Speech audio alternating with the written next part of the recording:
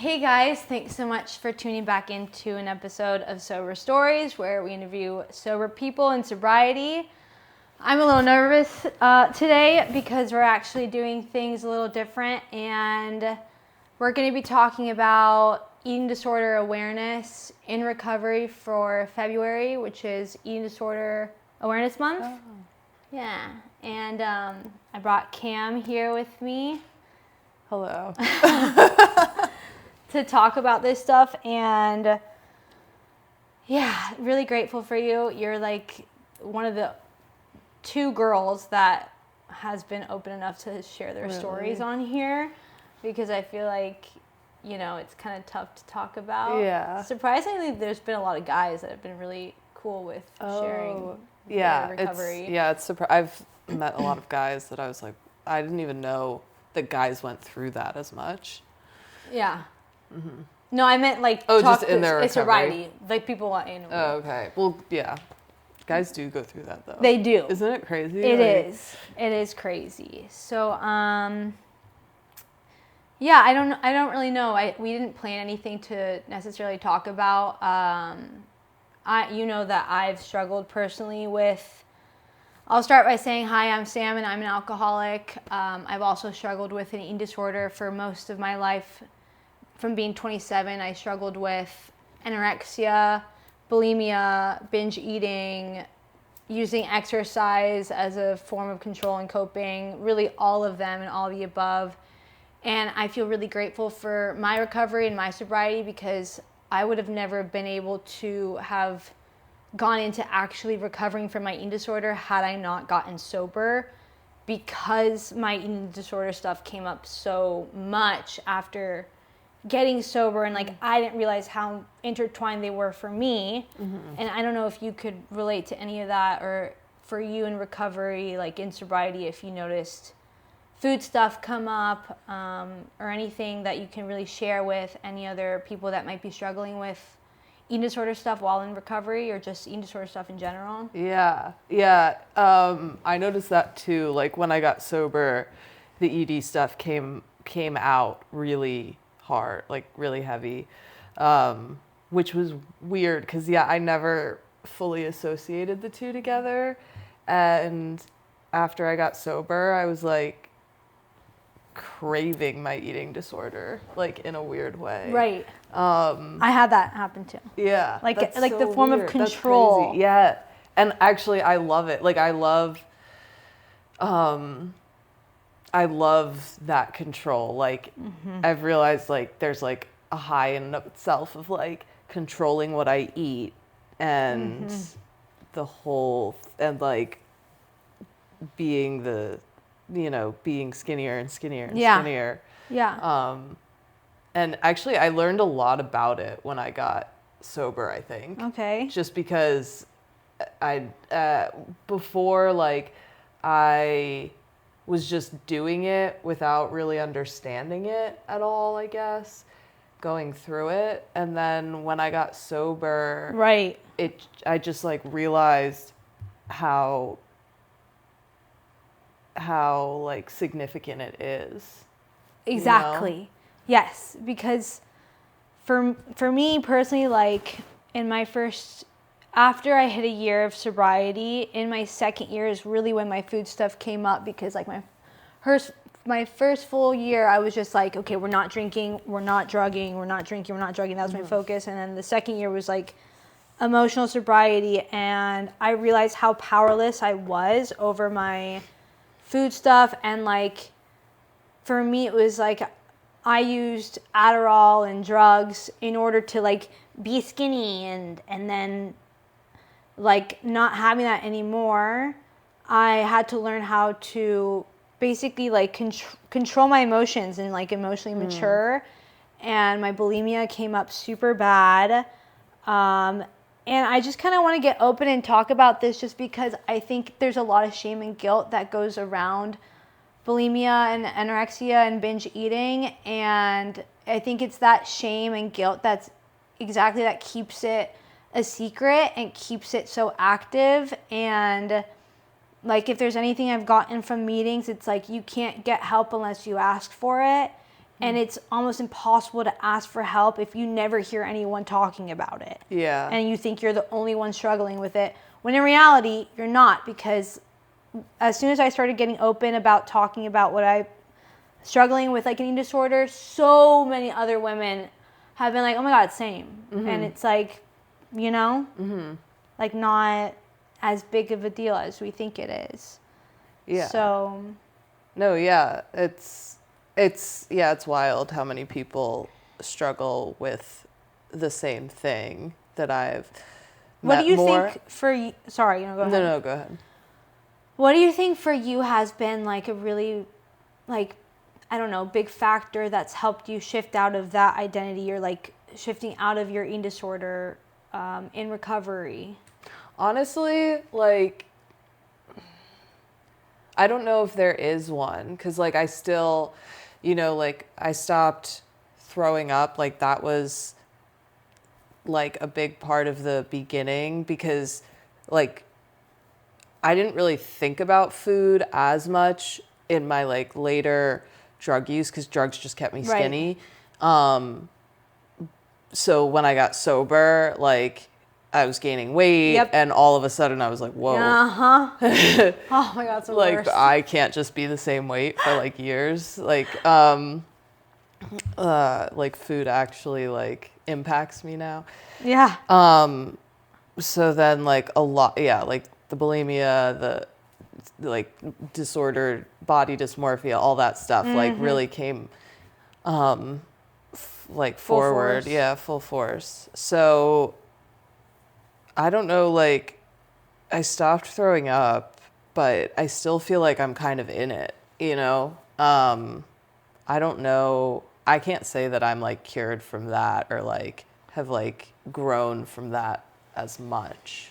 Right. I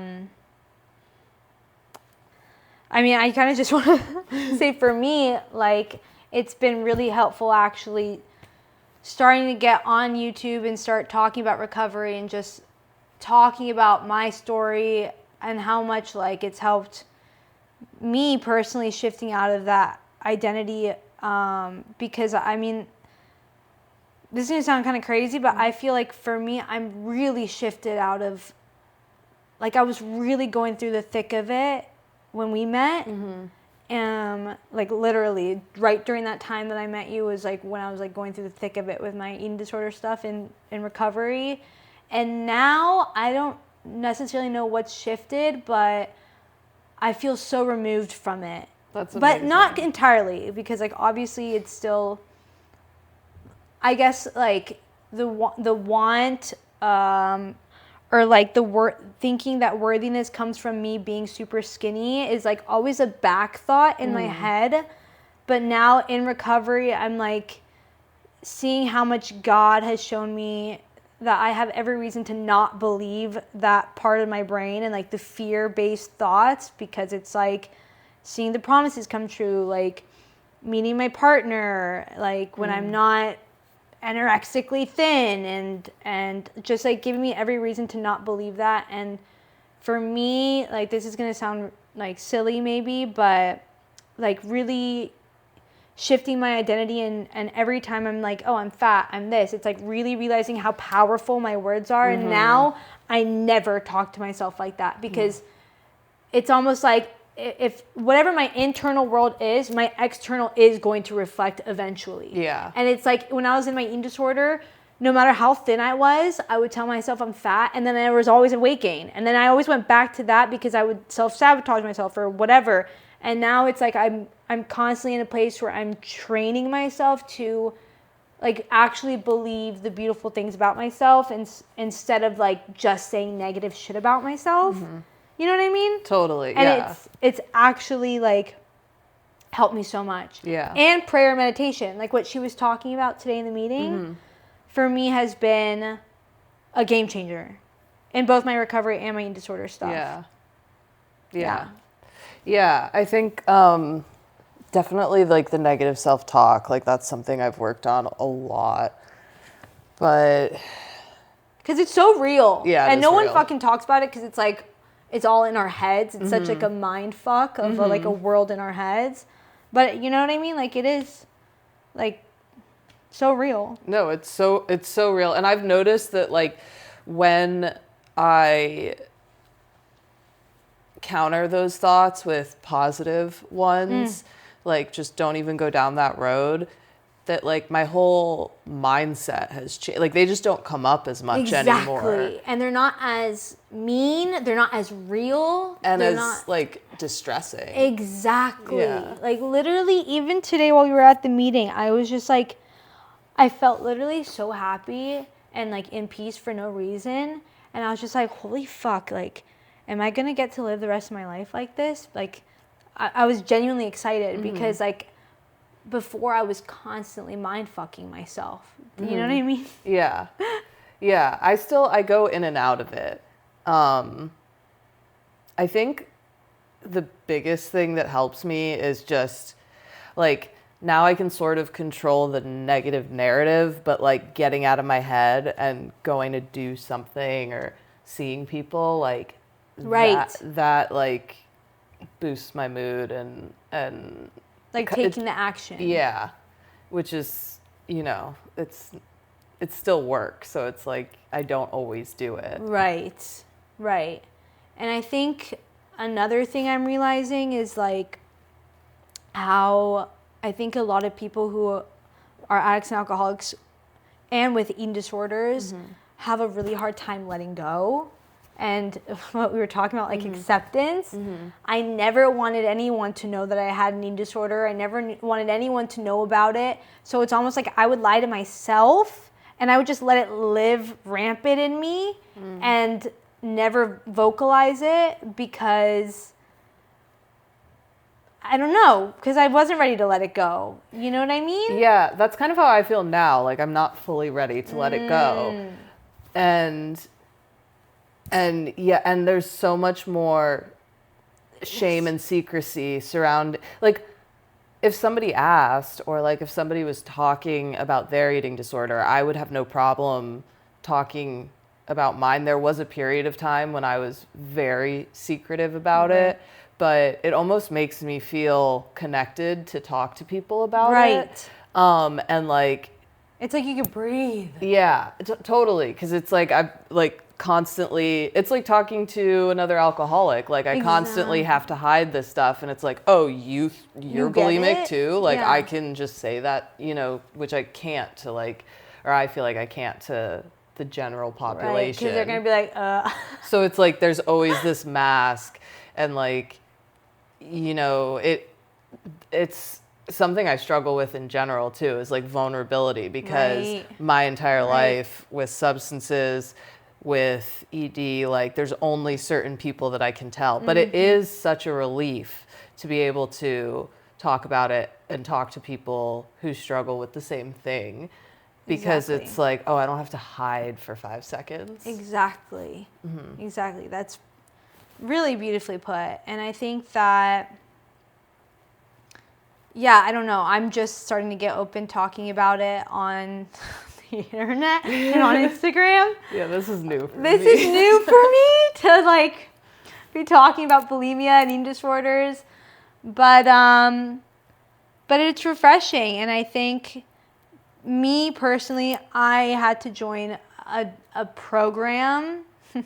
I am in AA. Sorry to, like, talk about that, but this is not related. But I joined OA after in sobriety, and for me, that was my first time feeling, like, some relief, because it was my first time since being hospitalized when I was 13 and for an eating disorder that I had talked to other people that were going through it. And then, like, the same thing, like, when you're in an AA, or, you know, and you start hearing people that are alcoholics speak, and you're like, holy shit, I can resonate and I can relate to that. And they were opening my eyes, my ears to such similar ways of thinking. Like, I'm gonna try and, like, explain this thought. I don't know if it's gonna come out.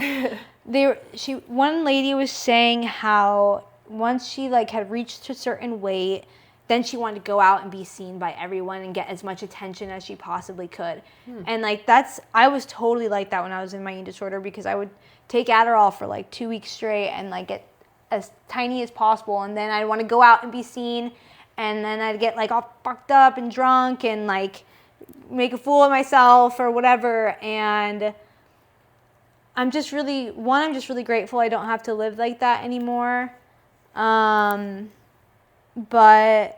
But two, it was just really refreshing to hear someone else like talk about that, because I had never been able to like observe or have awareness of my behavior. It was always like, it was just my behavior. So now when she said it, it gave me like perspective on like, especially how different I am today from that girl who like really just wanted connection and to be liked and loved, but thought that it was conditional and had to be received in this way. Like I needed to fit to society's standards.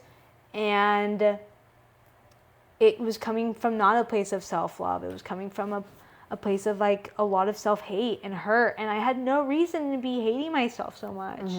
And that's really sad to say, but it's like the truth. Yeah. You know? It's so sad. Like I feel bad for that little girl. Yeah, because it's like I don't hate you. Like I was like, that breaks my heart to like think about you hating yourself, you know, like how could you ever? But then like we don't give the same grace to ourselves. Exactly. Yeah, that's so interesting that she wanted to like go out and be seen. And you know what? That reminds me of the thing I was saying about how like my internal brain would say like, I'm fat, even when I was at my tiniest. It's like, I want to go out and be seen because I felt like it was going to be taken away from me, because I didn't feel like it was really me. It wasn't coming from a place of confidence. Does that make sense? Yeah. Kind of. Well, yeah, like it was going to be taken away from you, like since my internal world, I was constantly telling myself, I'm fat, I'm ugly, I'm It's like once I finally did have a nice thought about myself, I couldn't wait to go out and be perceived or seen.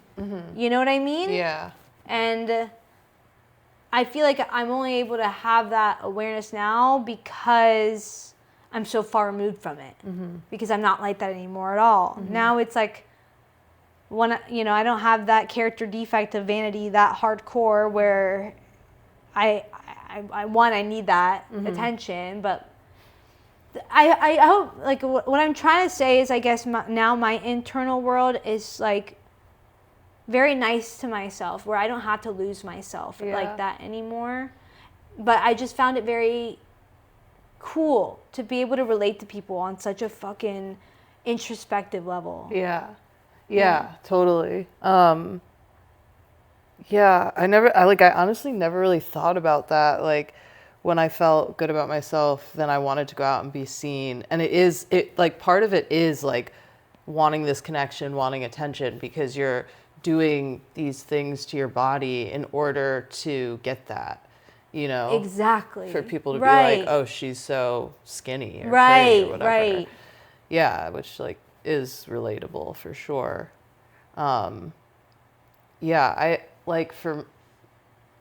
There's so many different parts of it too, because there's like emotional numbing, there's this like control, which makes sense as to like why it came out more intensely during sobriety, because we're not controlling emotions with drugs and alcohol, so we have to control them with something else and control our world. So that makes sense. And then also just like wanting to not having any self-love. Exactly. And thinking that if you just get to this weight, or if you just like whatever, then people will like you more, then you'll have more confidence. Like this constant dissatisfaction with myself. And I also realized like how much of it comes from worthiness stuff and like family stuff from a young age, that like being a sensitive child and just internalizing everything. Oh, if someone didn't want to play with me, oh, it's because I'm chubby, it's because of this. And like, did someone tell you that when I was little? Yeah, like that you. Yeah, I mean, kids would pick on you. Yeah, would pick on me, and I don't know, just like with family stuff, always feeling like I'm the one to blame or like it was my fault, and like literally just starting to always just come to that conclusion of like there's something wrong with me. And I feel like my eating disorder in a way is a form of control, but also is just this form of like looking at like, oh, there's something else wrong, like what's wrong with me then? And like my quickest thing is always going to like, what can I fix about myself? And it's like I have to remember that my worthiness is not dependent on my weight. Like, you don't love a child more because they're really thin. You don't think they're more worthy of love. Like that's fucking crazy. Yeah. Like sounds fucking nuts. So like why did I do that to myself for so long? And I don't have to mind fuck myself anymore. And it's crazy because it's just such a mental, it's super psychological. Yeah. Yeah, it is. You know? Yeah. It's like it's not based in any reality. Like it's completely fear based. Yeah. That's like my biggest thing now that I'm That's so true. realizing. Yeah. It's so fear based. And I don't want to live in like a primary state anymore of constant like anxiety, stress, fear. Like I want to live in a powerful state in my sobriety. That's what recovery is all about. And that means like living in a state of like confidence and peace and serenity. And like it's been a journey. It's been a really, really huge journey in sobriety. Like I never thought I was going to recover from my eating disorder. Well, I never had to, I never wanted to. Right. I feel that. I didn't want to because I was like, I'm not giving this thing up. Yeah. Like me get fat or whatever or not have control. Like hell no. But then in recovery, in sobriety, I just started telling myself when I was really going through the thick of it with throwing up, with binge eating. And I was being so mean to myself at this point in my life too. Like I was being so mean and so hard on myself. And that's again when meditation started playing such a big role for me because my nervous system was in shock. Like it was shot. It was shot because it was like so used to me being like, you're waking up at 6 a.m. to go to the gym and you're ugly or you're this, you're that, you're not this yet. And once I started meditating, I literally would like fall asleep after because my body was finally like, oh my God, I get a freaking break. Like, holy shit. And like, it's been really, really, I felt like that was my gift in my second year of sobriety that God gave me to help me start getting over my eating disorder. And like just me starting to tell myself, I know I'm going to get over my eating disorder. I don't know when, but I just know I will. And like I always told myself that. And I feel like that's like the same thought I told myself in recovery too, where I was like, I know I'm going to stay sober. I know I'm going to stay sober. And like, just again, like feeding myself the positive momentum, you know, because it's like cheesy. It's like whether you think you can, whether you think you can't, you're right. And it's like I told myself like I know I can. I know I'm going to get over my disorder. Yeah. But I really didn't want to for a long time. Yeah. I know, I get that. It's and it's funny, like, you just tell yourself these things whether you believe them or not, and they start to like sit in your brain. Exactly. Yeah. And what you believe becomes fact for you. Yeah, for you. Yeah, I was thinking about like the fear. Like I remember when I first got sober and feeling like I still feel like my nervous system's kind of shot and I should meditate more. I meditated yesterday. Yay. But yeah, it's like, it's crazy. Like I have to remember like you're just being triggered. Like it's not real. Exactly. But yeah, my nervous system at like the drop of a hat, just, but yeah, I remember when I first got sober, like realizing like I'm afraid of everything and like feeling afraid of everything. It was so uncomfortable. It's so uncomfortable because it's our first time doing it all without any armor, you know? Yeah. And it's like what I'm realizing, because it's been the same thing for me, is that all my body has been craving is safety. And it's like Yeah. not feeling safe. Ever. Yeah. And constantly like surviving and doing everything you need to survive because you feel like you're gonna die. Exactly. Like, it's gnarly. It is gnarly. I remember after my first share, my first like 10 shares or leads. No, not the first 10. Like the first 3 or 4, I literally would lay in bed and be like, I'm going to die. Like, I'm actually going to fucking die. What the fuck was that? I just told this whole random group of people that I had an eating disorder and about my best friend who committed suicide. Like, what the fuck is wrong with me? And even that in itself, it just shows how much I was living in survival because there's nothing to be shameful about. And everyone freaking loved it. Like, it made people feel so seen who also then can feel like they can share their story, not have to be shameful of themselves for, you know what I mean? 100%. Like, for me, it's literally what recovery is all about because it feels like such a safe place. And even like when I would meet other people with eating disorders, like that's how I started to be able to talk about it because it was like, well, you're like, it doesn't matter if I tell you. Right. And like, I can't even imagine if like it was all the way until today and I had never been able to talk to anyone about that. Like, it's not been a lot of people, right? But at least like 1 or 2. Oh my God. Like, that would be like to just be living in that shame and secrecy. Holy shit. So hard. Yeah, because that was literally me. I mean, I didn't tell anyone until I got into recovery. That's really hard. That's Fuck. crazy. Yeah, because I was just so in it. I literally, I was not, I thought I was healthy, but I was not. I would live off of Progresso soup. Oh my God. Because it was 130 calories per can. And I would tell myself like, oh, it doesn't even matter how rich I get one day, I'll still be living off Progresso soup. Fuck yeah. And now I'm like, oh, no, I don't have to do that. And just being so mean, so hard on myself, and skipping dinner and taking pills. Yeah. And not telling anyone. I mean, I'm sure people obviously probably knew there was something going on with me. I don't know. I don't know. I didn't know. I mean, I get. Yeah. Oh yeah. Like, you probably.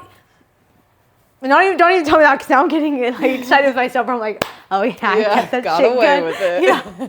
But anyways, the point is, we're in recovery, and it's just really beautiful to hear you say that because it actually makes me feel like, again, having so much more grace with myself because I didn't share it with a soul until I shared at my first lead about my eating disorder and that stuff. And that's why I felt like I was going to die. Because I literally, my nervous system had thought that if anyone knew about it, I was going to die. And I didn't fucking die. And it just empowered me more. Yeah. And I can imagine that must have been like a huge moment for you. But also, it's like, because this is the thing that like keeps us okay. Like we have no control and things are so scary and emotions are so big. So you like control your eating just to survive. Like literally that's what it is. So it's like if you tell people, then all of a sudden it kind of has to start to stop. Exactly. And then now what do you do? Exactly. Your survival mechanism is gone and you're just like out here. Yeah. And then you're like, fuck, now what? Yeah. Yeah, it's true. Also, I like how you kind of became the interviewer. No, I fucking love it. I'm like, Cam. But yeah, no, I kind of lost my train of thought. What was the last thing you said again? Just that like it's our tool to survive, and when it's taken away, it would make you feel like you're gonna die. Right. But now I'm realizing how I knew that when I was in recovery, I didn't want to be doing it. I didn't want to be dealing with my eating disorder. I didn't want to have to deal with it ever. It really made me want to start taking drugs again because I didn't want to deal with my eating disorder that much. Yeah. But I'm so stubborn. I've had those thoughts before too. You I was know? like, I could just do cocaine and I don't have to deal with this anymore. Like I wouldn't be throwing up. Exactly. Yeah. But I'm really grateful that I didn't go out because of it. Even though it's so psychological. Like even with certain drugs where it's like you don't have a physical withdrawal like meth, but it's so psychological. I feel like it's the same with the eating disorder where it's just like the obsession, like it loops and you're like, should I do it? Should I not? Should I do it? Should I not? And then you just do it. Like, yeah. And I guess what I'm just trying to come out with is how worth it is, because I never imagined a life with peace, because I never even imagined it. I just lived in, I was like, it honestly makes me sad for myself, like saying this out loud and like hearing how mean I was to myself, because for so long I thought I had to survive that way and I had no interest in ever like letting go of my eating disorder. And now it's like my life has opened up so much. I wouldn't go out. I wouldn't go to lunch with friends or see certain, you know what I mean? Like my life was just so much smaller in my eating disorder. It really is like your own personal hell. And I wouldn't wish it upon anyone because it's so dark and so sad, and no one deserves to treat themselves like that. You know, not that we do it intentionally, but it's just, we all can have so much grace with ourselves. And I really felt like God put me through every situation in recovery to prove to me that my love is not like dependent on my size, that I'm gorgeous always and I'm loved always. And it's just crazy to think that I thought that way for so long. And I guess you don't really hear the insanity of it until you really say it out loud. Because when it's just a constant thought and you're looping it, it's just a reality. But you're not even thinking about how crazy it is. And I feel like that happens with like all kinds of thoughts. You know what I mean? Where you don't realize how silly something is until you say it out loud and like tell on yourself. Yeah. You know? So, anyways, do you have anything else you wanted to add? Not really. You can try and think of anything I can ask you. I guess I'm curious. So you said that you're kind of in that space with your eating disorder where you aren't fully ready to let it go. What do you think it is about it that you're not ready to let go yet?